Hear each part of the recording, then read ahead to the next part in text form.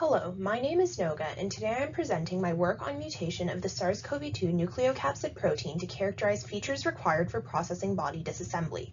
Processing bodies are cellular structures that regulate which genes our cells make into protein and that are important for controlling inflammatory cytokine production. This project is significant because it is a first step towards better understanding how the virus SARS-CoV-2 changes processing body function. SARS-CoV-2, an RNA coronavirus, is responsible for the ongoing COVID-19 pandemic. Thus far, COVID-19 has caused more than 250 million confirmed cases and 5 million deaths worldwide, highlighting the urgent need to better characterize how SARS-CoV-2 interacts with host cells during infection. Our laboratory studies how viruses interact with cells to alter normal cellular biology and promote viral replication. For any virus to successfully infect a cell, it must overcome the cellular innate immune response, which defends against viral invaders by restricting viral replication. Today, I will discuss the nucleocapsid or N protein, which is a SARS-CoV-2 structural protein that coats the viral genome to help create new viruses, and that counteracts the cellular innate immune response to promote SARS-CoV-2 replication. Processing bodies, or PBs, are cellular structures that, through complex mechanisms, control which genes in the cell are made into protein, and that may have an antiviral function. Recently, our laboratory showed that SARS-CoV-2 infection results in PB disassembly, and that the N protein can disassemble PBs on its own. Notably, some of the proteins regulated by PBs are proinflammatory proteins called cytokines, so PB disassembly by SARS-CoV-2 leads to an increase in cytokine levels. This is of interest because severe COVID-19 is characterized by the production of inappropriately high levels of proinflammatory cytokines, so PB disassembly may play a role in severe COVID-19.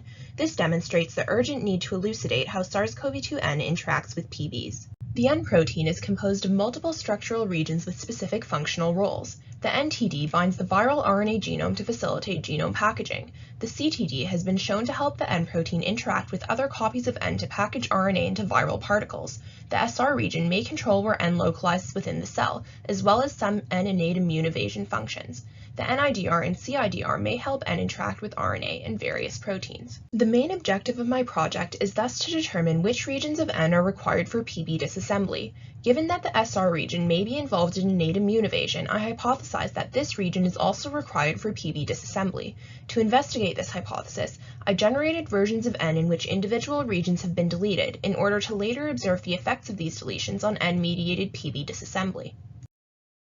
Molecular cloning is a technique that allows for the cutting and amplification of DNA regions.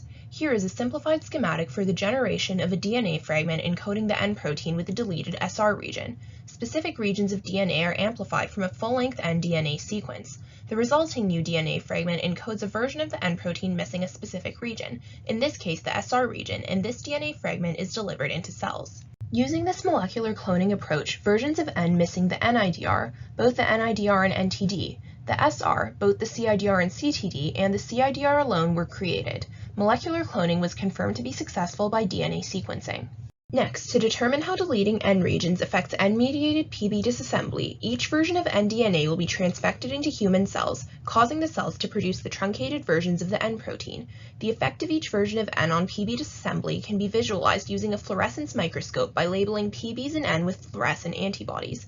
As a positive control, cells can be transfected with full-length nDNA, which is known to disassemble PBs, and PB disassembly by each truncated version of N can be compared to this control. Thus far, my preliminary experiments have corroborated our laboratory's previous findings that full-length N protein disassembles PBs. In this figure, cells were transfected with either full-length nDNA or a negative controlled DNA that does not contain N, and then treated with antibodies that bind N in PBs. Cells treated with a negative control had many PBs, which are visible as these white dots. In contrast, cells such as this cell here, which were transfected with full-length N, lacked PBs, showing that PBs are disassembled when N is expressed. Currently, I am assessing the ability of the various versions of N to mediate PB disassembly. In the future, to further investigate the mechanism by which N disassembles PBs, I may assess the interactions of each truncated version of N with PB-resident proteins, or the capacity of each version of N to promote the production of pro-inflammatory cytokines via PB disassembly.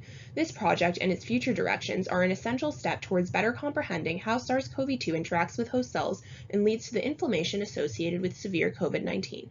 I gratefully acknowledge Dr. Jen Corcoran and members of the Corcoran Lab for their guidance and support on this project. We also gratefully acknowledge NSERC and CIHR for funding this project and the University of Calgary for their support, particularly in our laboratory's use of the newly renovated CL3 facility. Thank you for listening.